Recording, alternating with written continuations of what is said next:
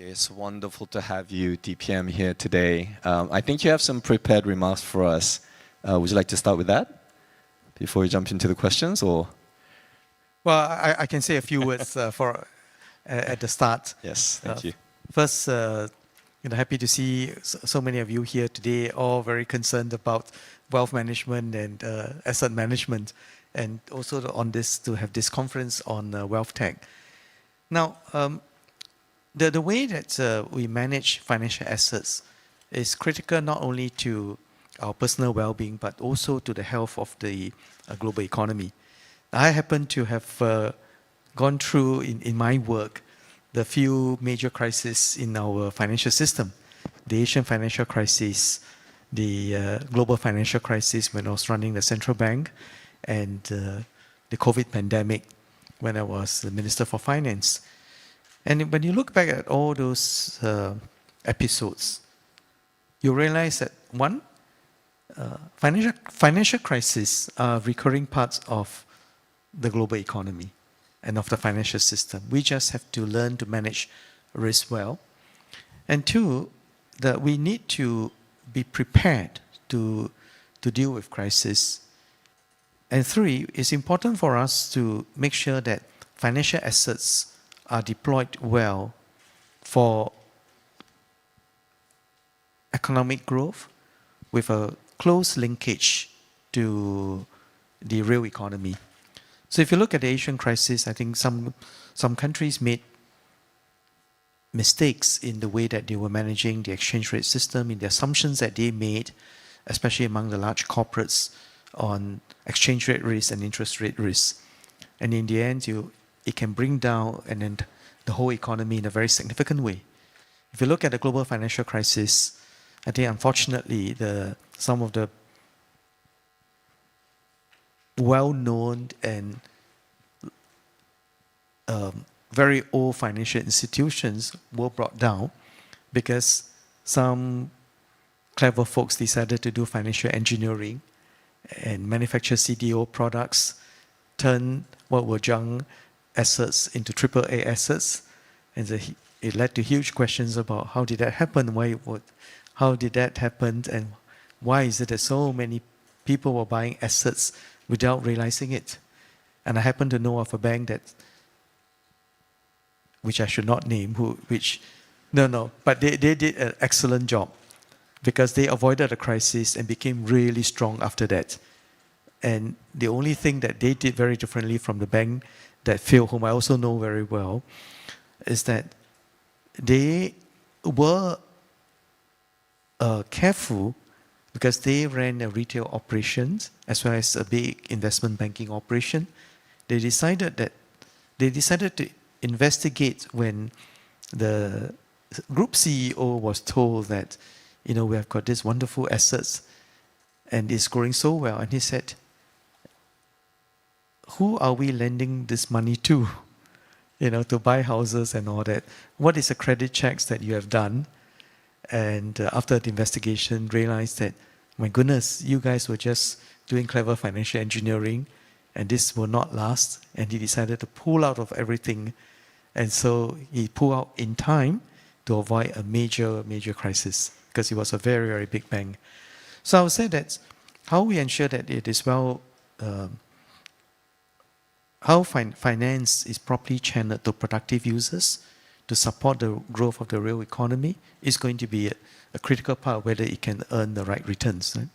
And two, if you look at some of the best financial markets in the world, you have very rich offerings of capital. And those range of capital offerings, from VCs to private equity and VCs of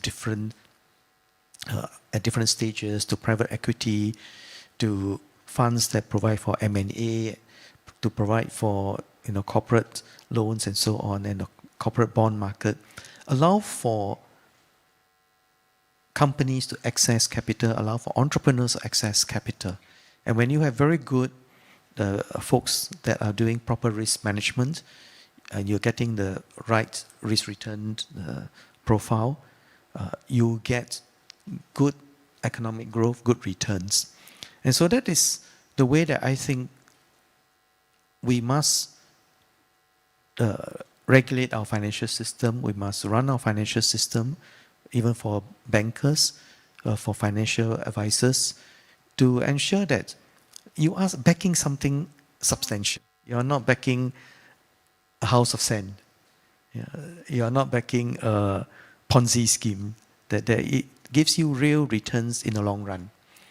Now, when it comes to individual, I will just say that the Singapore government has taken a rather, I would say, somewhat unconventional approach to the way that we help citizens manage our finances.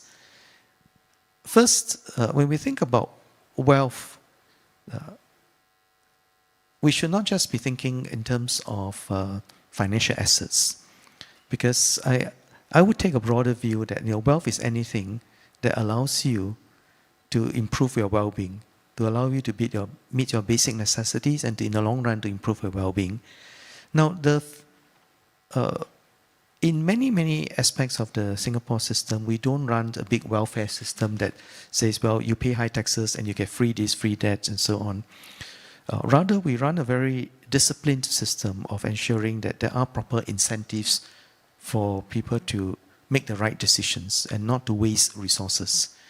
But at the same time, there's a huge amount of government spending and subsidies on the things that matter most to almost everybody, especially those from the lower income group.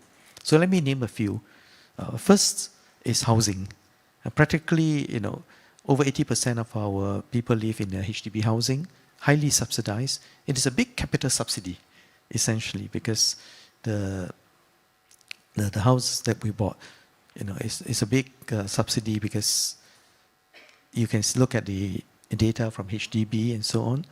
And two, we are very fortunate to have that very early on at the start of almost at independence. Because if you look at all developing economies, one of the assets that grow the most when there's confidence in the economy, when there's confidence in the future earning, is that housing prices go up. And many of our HDB flats, the prices have gone up quite a lot if they're bought 30, 40, 50 years ago. Now, this is not a statement for you to speculate in property. I'm just stating a fact, right? And I said they bought it 30, 40, 50 years ago. So the past performance is not a prediction of future performance, right? You must have heard a lot. That was going to be my disclaimer. So, but if you look at, for example, I was very moved a few months back, or maybe a year back, when a lady in her late 50s came up to me when I was walking in the market in my constituency and said, Mr. Heng, I want to thank the government. I said, oh, why? He said, I've been living in this HDB, my husband and I have been living in this HDB flat for over 40 years.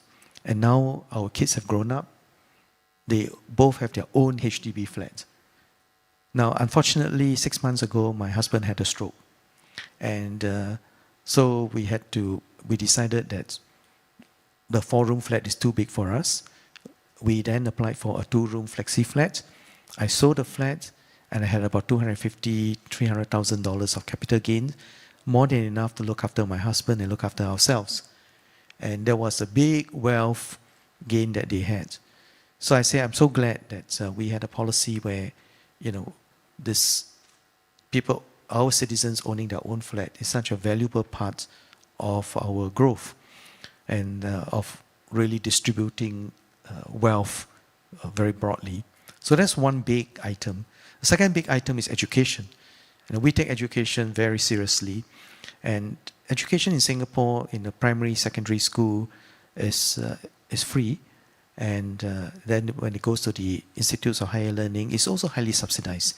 Even at university, students pay fees no more than 25% of the cost. And so it is an investment in human capital that allows individuals to really make the best of their ability, of their potential, to realize their potential. And with that, now you have Skills Future and all sorts of programs to encourage everyone to upgrade. Because I think by investing in human capital, it provides you with a long-term source of wealth. and the other, of course, is healthcare. So when you look at whether it is health and so on, it's all a big item. And the last is, of course, the compulsory CPF savings, which everybody, from time to time grumble, but then the smart ones actually make the best use of the CPF scheme, because that compulsory saving has been very helpful. And interest rates on the CPF have actually increased.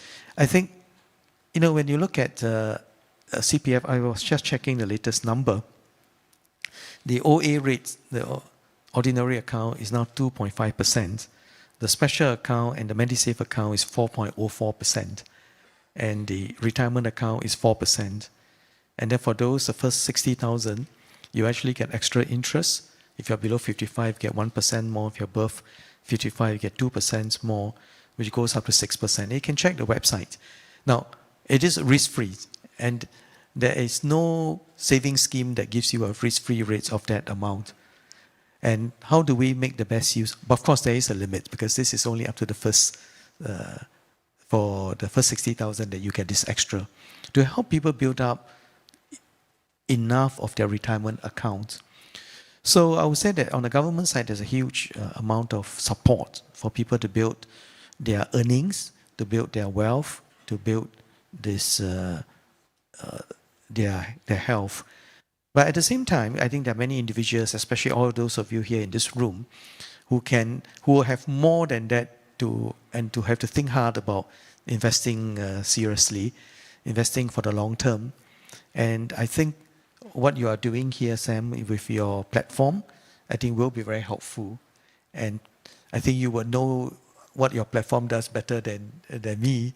We just had a long chat about what is it that you are doing. And I think it is a valuable thing for all of us to take charge of your own savings and investment, and also to plan what your needs are, what your spending needs are going to be in the coming years, how much you can set aside, how much you need, what are your goals, and how best to reach it in the best possible way with the right risk-return profile. Thank you, DPM. I didn't ask him to give a plug to Endowus. But DPM, thank you so much for your sharing. I do want to maybe start off with some questions, starting with the macro. Right. The bank that was unnamed earlier shares half the name with my former company, Morgan Stanley, and the CEO is Nick. His first name is Jamie. But Jamie's been very bearish recently, and so I wanted to start with that because, when COVID ended, we all thought, hey, life is going to come back to normal very quickly. But obviously that's not been the case. In hindsight, COVID has created massive disruptions to the global supply chain, in the behavior of companies and individuals. We've seen a huge change in the geopolitical tension. And I think some rogue actors have taken opportunity to show aggression, whether it's Ukraine or Afghanistan or the current Israeli-Palestinian situation. So given that significant economic and geopolitical development globally in recent years, maybe we can start with that macro, because as individuals here, I think the things that we want to focus most on and we're most concerned about is stability and also growth. And Singapore obviously is probably the most exemplary, example of how we've achieved that in the past few decades. But going forward, what are your thoughts, regarding the global growth prospect and maybe some of the geopolitical circumstance that we're in? How long term or short term are you thinking of? 3 minutes. You mean growth in the next 3 minutes? Whatever you want to share, whatever you want to share, long term, short term. But I think for us, medium to longer term is more important. I think the short term is something that is more difficult to predict, whether it's financial markets or geopolitics. So maybe some thoughts about the medium, long term prospects of, globally, but also where Singapore sits in that. Right. So first, maybe let me start by looking at some of the numbers which IMF have put out. Right? So IMF projection for the global economy for 2023 and 2024, global is about 3%, 3% and 2.9% next year.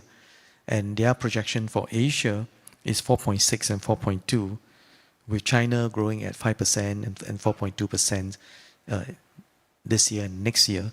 So if you look at those, and India at 6.3 for both years. So if you look at those numbers, it's not, it is slower compared to before, especially for China. And therefore, China is such a big part of the global economy, the Asian numbers also gets pulled down. But nevertheless, it's still fairly good numbers. But of course, those are economy-wide numbers. There will be sectoral differences. And it's important for us to, as investors, to look at, depending on what your investment profile is, because some of you might be investing in particular assets, some of you may particularly investing in particular parts of the world. So it really, that broad number, I suppose, give us some comfort that it is not going to a deep recession tomorrow. But on the other hand, I think the high global interest rates globally and the high inflation and the geopolitical uncertainty means that you got to be prepared that things can go wrong. I've seen so many reports predicting, for example, a US recession, a global recession, but it has not happened. And the question is, would there be a sharp correction? All that I can say is that, Sam, I don't know. Otherwise, I would have been a very rich man, right? If I can predict the future, that it is full of uncertainty. So I would say that you just have to, none of us have a good enough crystal ball to say growth will be exactly X or Y. Every investment That's why company, you and I are both here. Yeah. That all we can do is to say, well, be prepared. I mean, be prepared for surprises. I mentioned earlier on about the importance of good risk management. And if you have enough cash, enough of your savings to say, well, my portfolio allocation allows me to take some high-risk assets, betting that there will be no problem, well, I would say go ahead. But if your risk profile is such that either you're not willing to take it or your circumstances don't allow you to take it, then I would say you will need to manage that risk more carefully. Yeah. Absolutely wonderful. Thank you. And you were the managing director of MAS during a very critical stage in Singapore's development through the global financial crisis, as you shared earlier. And you still serve to this day as a director of the board, on the board. And you've also led the finance ministry. So, multiple roles in important periods of Singapore's development. In your observation, I think Singapore's, wealth management industry, Singapore is the Switzerland of Asia. It's where $2.5 trillion of wealth have accumulated. We are the center for the region, whether it's Southeast Asia, South Asia. What have you seen in the wealth management industry? How have you seen that evolve? And what are the key reasons for the success of, do you think, in Singapore? And what is the role of, today's session is the wealth tech.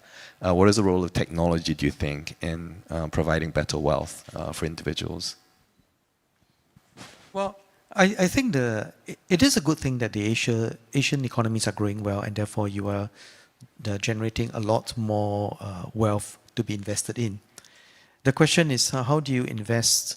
How do countries and companies invest well to ensure the long-term growth of this of the economy and therefore the well-being of the people? So I would say that one good trend is that following the Asian crisis, the global crisis, there are a lot more companies that are taking risk management much more seriously.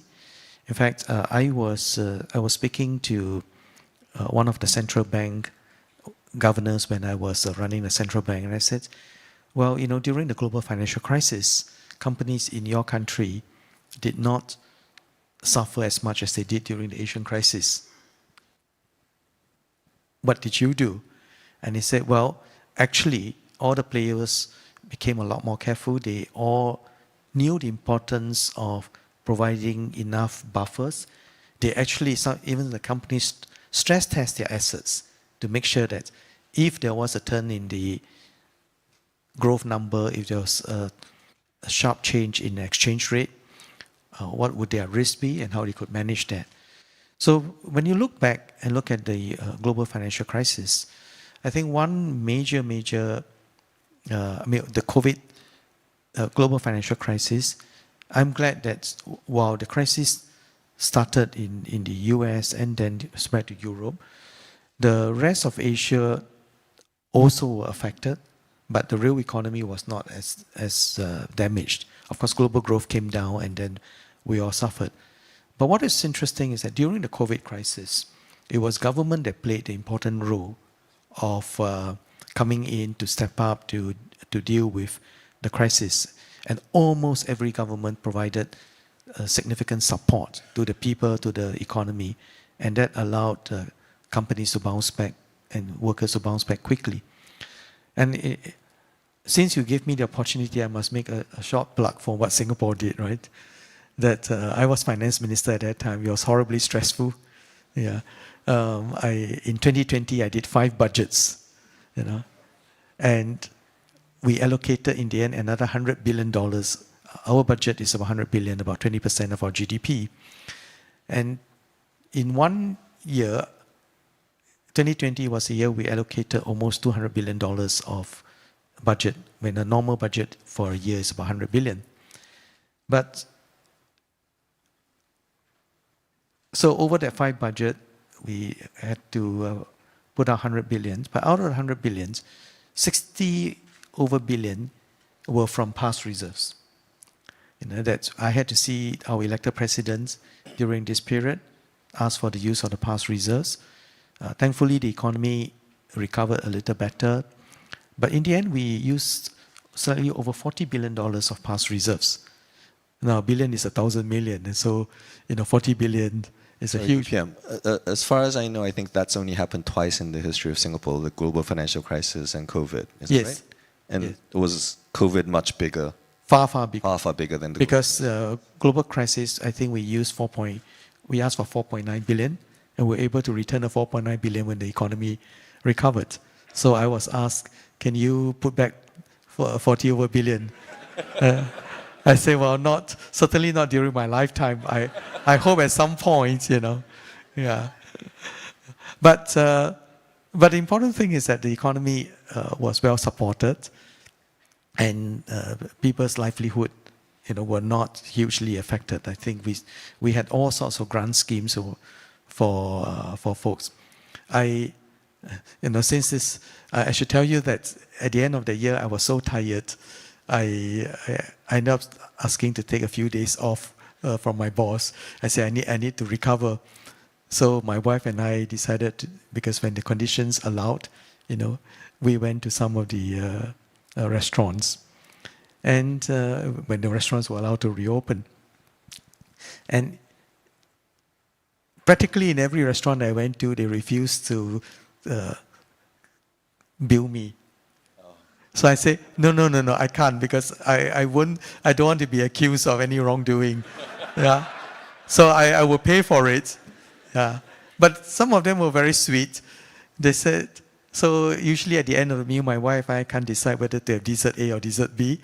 And so they saw us discussing, and they say, okay, Mr. Heng, I think this small little dessert won't corrupt you, right? So they gave us 2 desserts and charged me a price of 1. I said, well, thank you very much. Just a few dollars. I'm happy to accept that. But the sweetest thing was there was one restaurant where the manager went around and got every member of the staff to sign on the sheet of paper and say thank you. I mean, it was, after all the hard work, I thought, okay, I'm so glad.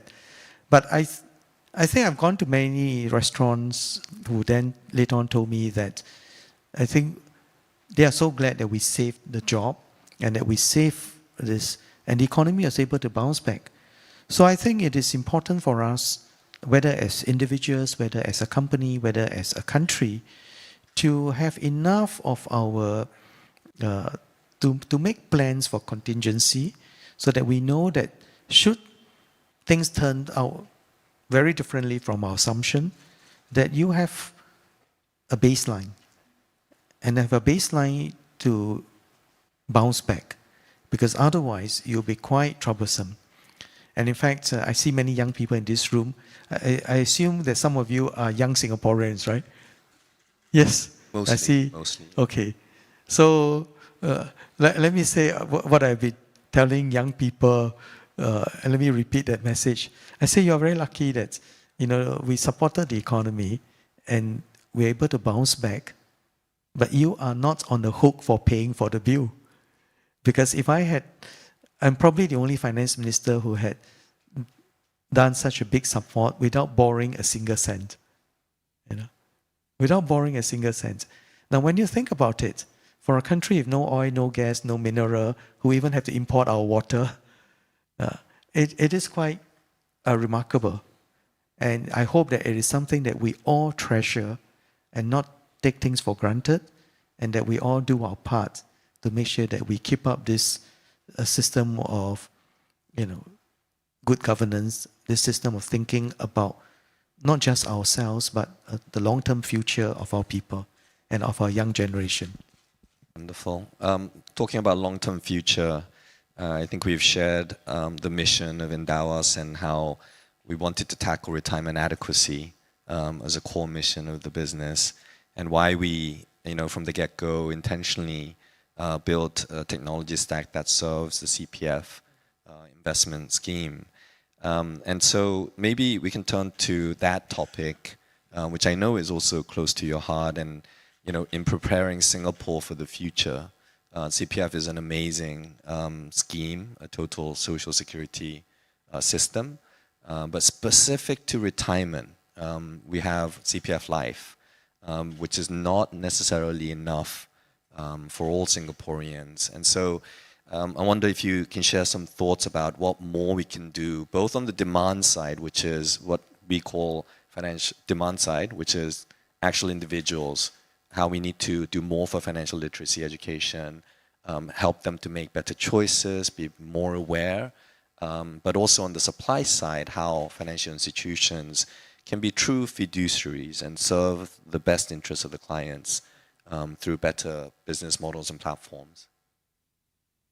Well, I think that's a very good question. And so first, let me say that I mentioned about the CPF savings and how much, the interest rates that are being paid. And in a way, the CPF savings, if you think about it, it is really, when the way that it is managed, essentially is a very big pooled savings that is invested in globally diversified portfolio that provides a return that I would say that it's not even just risk adjusted, is better than risk adjusted. But at the same time, there is a limit to how much that is done. And for all citizens, there is a basic retirement sum, there's basic sum for MediSave account and so on to ensure the financial adequacy. But for the older generations, you will find that the healthcare cost, for example, is a very major issue, very major concern for many of our seniors. So we started with the Pioneer Generation package. I don't know, is there anyone in this room who is a recipient of the Pioneer Generation package? Nobody, all much younger. Anybody in the Merdeka generation? Also nobody, so all lots of young. Oh, one. Oh, okay. Yeah. So if a Merdeka generation, and then of course now, it's the Manjula generation. But in the case of the Pioneer Generation and the Merdeka generation, they grew up at a time when Singapore's economy was not that well developed. We're just growing, we're just becoming independent. And many of the people in those days, wages were not high, and so savings were not adequate. So the effort to help build retirement savings for the older group, provide this healthcare, is a very important means of support. But at the same time, also the minimum sum. And you'll find that among the younger people, the basic retirement sum and the basic sum in the MediSave account have been a lot better. But I would say that beyond that, that's almost like a kind of a minimum, a baseline. But for those of you with better with some extra resources, you should consider investing very carefully in a range of assets that meet your risk return profile. And I would say that the younger you are, the better you are, the better you are in a position to take on higher risk assets. So I would say that a wealth management industry that can provide for a good advice to clients to understand what is it that you are investing in. When I was in MAS, we started a program called Money Sense to basically instill or impart good asset management habits, good savings habit for Singapore students. In fact, I even considered whether we should do it as a compulsory module in school when I was education minister. But my teacher dissuaded me and said that, Minister, the kids are really very stressed with the homework. But they gave me a very good point. They said, I think it's really good to teach our kids mathematics and make sure they pass mathematics. I say, why? They say, for example, a simple knowledge of what is simple interest and what is compound interest and what is the effect of compounding is very valuable for managing their wealth and assets. I say, oh, great point. Right? So whether it is, so basic concept which allow, but I think we need to go beyond the basics of mathematics, but to now understand what are the risks and returns of different asset classes, how do you optimize your portfolio, and for most of us, you are not trying to be stock pickers, trying to look at which is the thing that you should bet on, but really the portfolio allocation that will determine your portfolio beta, basically. And with that mix, you can manage the risk return a lot better. So you'll be very good if we have platforms like that to enable us to better understand what are your risk appetite, what are your needs, what are your goals, and then at the same time, looking at the assets that you already have, whether it's in a house or in your CPF, to say, well, now that I've got this extra money, how do I make it work for me? And how do I make it work for me in a way that allows me to, maximize my, to be able to reach my goal? Yeah. Wonderful. At this point, I do want to open up the mic. We have two standing mics here. I don't know who came up with the idea, but university lecture style or PAP rally style, I don't know what it is, but whoever wants to stand up and maybe stand in front of the mic, I'll point to you. We do have some questions on Slido, so please, anybody who would like to ask a question to DPM, please come forward. In the meantime, I know that DPM, you're very open-minded and a great listener, and so of the questions, I think there are some, I guess it's a question formed into an opinion, I guess, is an opinion formed into a question. So I'm going to give you some feedback, if that's okay, from the audience, not me, so don't blame me. There's one question which is that with the US moving their qualification for AI, PIs, so Singapore has accredited investor scheme, which you helped introduce, a professional investor scheme in Hong Kong, from a wealth-based metric towards an education occupational metric. Could Singapore adopt this to increase access for investors to a wide range of financial products? So that's, I think, one feedback. The other one is, how Singapore can remain economically competitive, and while the economic benefits from a better financial system is a good thing, many might get left behind as well. And how can Singapore continue to create equitable opportunities for anyone? Maybe you can touch on that, because I think the topic today is creating equitable opportunities for all. We'll save that for you. And then I think do you think government revenues from individual taxation should be adjusted to also include more from the current non-paying taxpayers and not just rely on the upper middle class and above? I think that's also a feedback. So maybe we can, no questions from the floor. I'm a bit surprised. Not often that we get to ask a direct question to DPM. So don't feel shy if you want to. Sorry, over there? Where? Oh, over there. Yeah. Now, I was thinking, why not I answer your three questions first very briefly? Yeah. Okay. Please. Yeah. So your first question about whether MAS should change that. As a regulator for many years, I would say that the regulator should study this and then decide. Great. I'm not in a position to decide for the regulator at this point. Right? Absolutely. Now, on the second point about how do you keep the economy competitive, and the third question about access for everyone, I would say that on the taxes for everyone and how to keep the growth going, the last time I looked at the number, over 40%, I would say maybe even over 45% of our workers don't pay a single cent of income tax. Yeah, because our thresholds are so high. Yeah, and because we want to make sure that as far as possible, let individuals decide on their investment decisions and so on. And that is why we have a very careful system of social services that provides for all the critical needs, but not to overdo it and let people decide on what they want to do. But the second question about how do you keep the economy competitive, I think that is going to be a major theme, not just for Singapore, but for the whole world. The one thing which I didn't touch on when you asked me about Asia's growth and so on, is really that I think over the next 15, 20 years, you're going to see major structural changes in the global economy, and largely because of the way that technology is moving, the way that the global market is moving.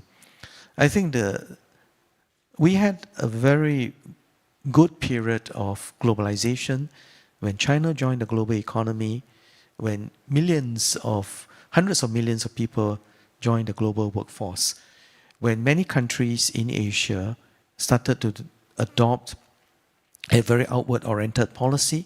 We brought in investments and so on. And that period of globalization has brought in huge growth for everybody. Now, in the coming years, I think what you are likely to see is that with this US-China strategic competition, the one thing we need to watch is to what extent we will see a bifurcation of the economic system and of supply chain. I think there will be bifurcation in terms of the critical technologies. And when Secretary Janet Yellen mentioned about small yacht and high fence, I do hope that it is a small yacht, that the high fence only covers a small yacht. But there are many areas that we should be promoting more global cooperation, particularly when you look at issues like climate change. We should all be working together to invest in resources on climate change. We should all be investing in how we look at the energy transition.